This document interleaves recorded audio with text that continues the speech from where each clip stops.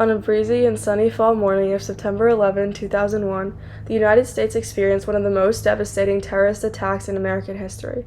At 8:46 a.m., American Airlines Flight 11 crashed into the North Tower of the World Trade Center in Lower Manhattan, New York City.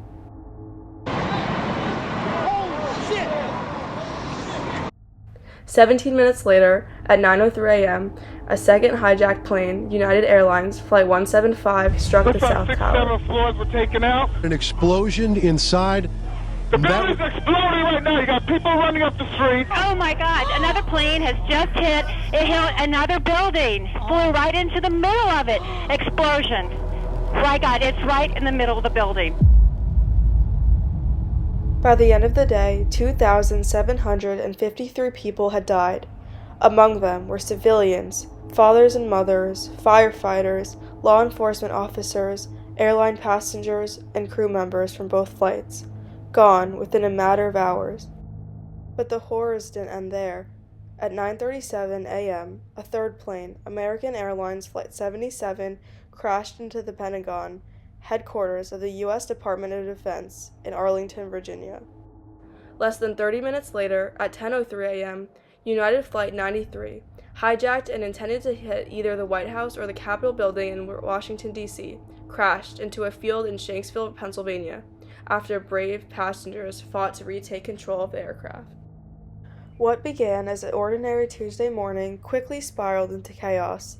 The whole world watched in shock, some from the streets below, and others on live television across the globe.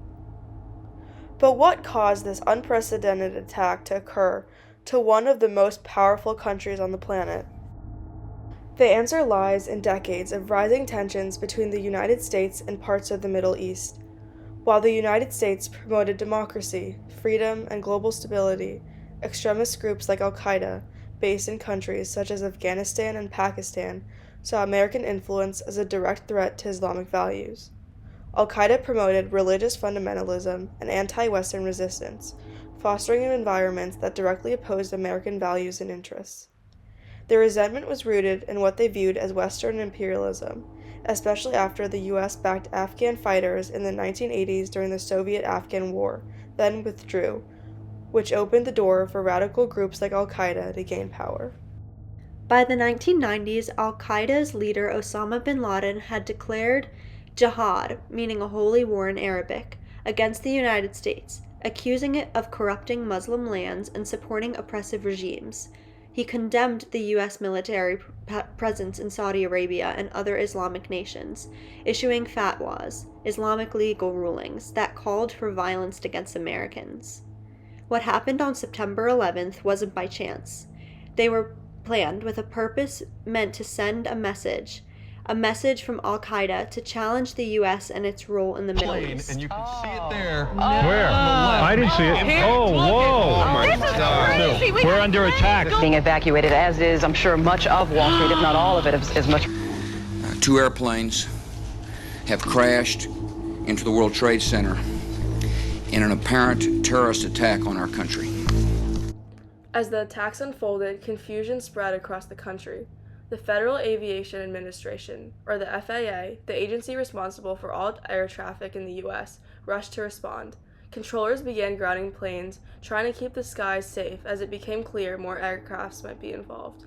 At the same time, the CIA and FBI scrambled to understand who was behind the attacks. But the truth is, no one was prepared. There was no immediate plan. For the first few hours, the country's most powerful agencies were reacting moment by moment, trying to make sense of an attack no one had seen coming.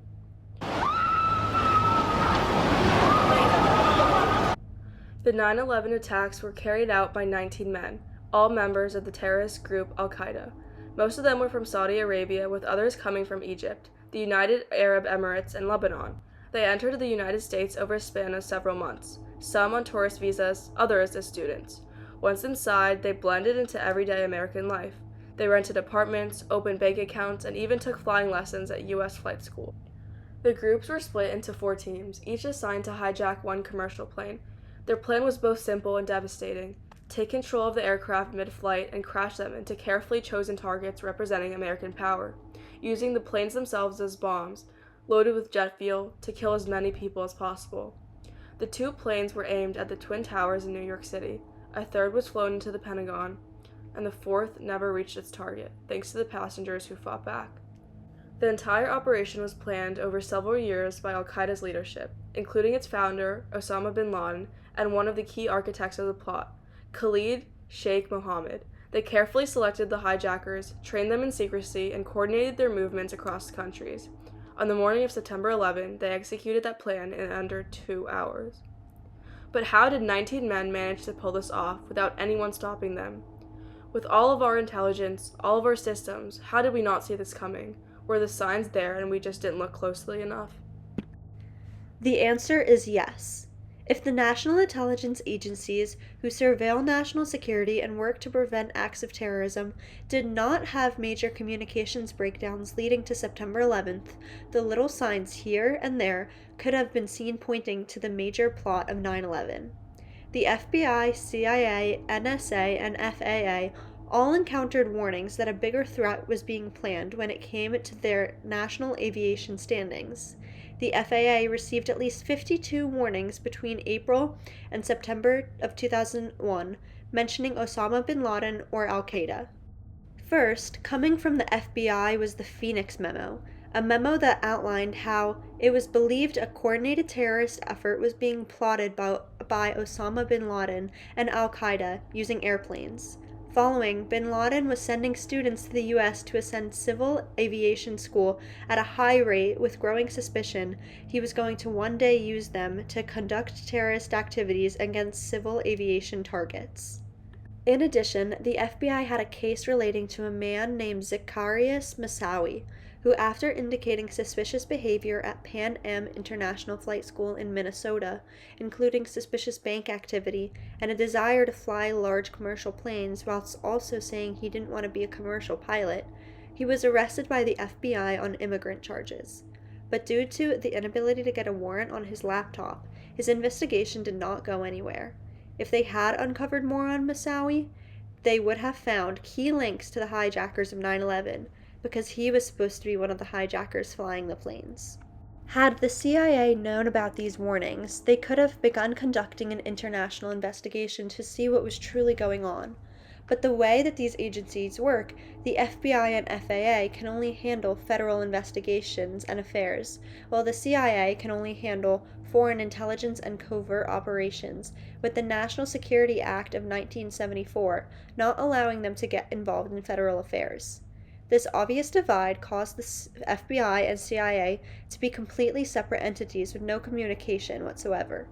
And with the FBI not taking these cases of looming terrorist attacks on the part of bin Laden as seriously as they should have, they were left to sit there with no one deeming it as prioritizing.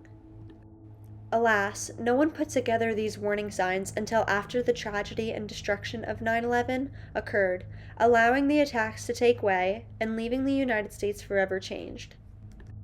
What followed these attacks was a nation transformed, one consumed by chaos, grief, and an unshakable sense of loss that would linger until after the death of Osama bin Laden 10 years later.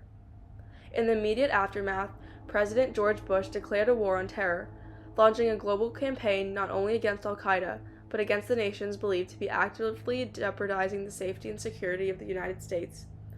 The domestic consequences were immediate and profound. First, there was the staggering loss of life of nearly 3,000 people killed in a single day. Families were shattered, communities were left mourning, and the nation found itself united by collective grief. The country had never experienced a terrorist attack of this scale on its own soil ever before. In response, the federal government moved quickly to tighten security and prevent future attacks. Just months later, the Department of Homeland Security was created, a massive agency that brought together over 20 existing departments and agencies under one institution. And its mission? To safeguard the United States against further threats through surveillance, intelligence, and emergency response coordination. Airport screenings became stricter, surveillance systems expanded, and national security became a central part of everyday American life. At the same time, nationalism surged. There was an overwhelming sense of unity. Flags waved on front lawns, strangers came together in vigils, and support for first responders and the military immensely increased. God Bless America became a rallying cry, and patriotic displays filled every public space. People wore American flag pins, sang the national anthem at sports games with new intensity, and rallied behind the idea of protesting the homeland at any cost. But underneath that pride was a growing tension, one that would shape domestic policy, civil liberties, and the American identity for years to come. Alongside that unity was a deep and growing fear of the unknown, of another attack, of enemies hiding in plain sight. And that fear had consequences. In the weeks and months that followed, Muslim Americans, and people perceived to be Muslim, became targets of hate. Islamophobia spread rapidly, fueled by stereotypes and misinformation. Mosques were vandalized, individuals were harassed, and entire communities were treated with suspicion simply because of their religion or ethnicity. To this day, that racial discrimination remains, along with various other long-term impacts caused by the events of 9/11, having forever altered our country's functions, with the most evident being a dramatic expansion in national security measures. The Patriot Act passed in 2001 following the attacks, which increased the power of law enforcement and intelligence agencies. The goal of this act was to fight terrorism and aimed to expand surveillance capabilities and easing restrictions for information gathering and sharing. Another long-term impact is one pretty much everyone has faced from one time or another, and that is the major growth in airport security and the establishment of the Transportation Security Administration, better known as the TSA. Established in November 2001. It included rules and regulations that have baggage screenings, full body scanners, and further restrictions on items like liquids, becoming implemented in every national airport. Finally, the international affairs of the United States and the rest of the world was forever strained, especially with the Middle East. U.S. relations with Pakistan, Afghanistan, and Iraq became complicated. Pakistan's role was questioned due to its ties with the Taliban leaders. Afghanistan became a long-term military commitment, and the Iraq War launched in 2003, sparking international criticism due to disputed claims about weapons of mass destruction. September 11 changed the United States forever. It exposed vulnerabilities, ignited wars, and reshaped how Americans viewed safety, freedom, and each other. In the years that followed, the country rebuilt, responded, and remembered, but the scars still remain. And even now, more than 2 decades later, we are still living in the world that day left behind.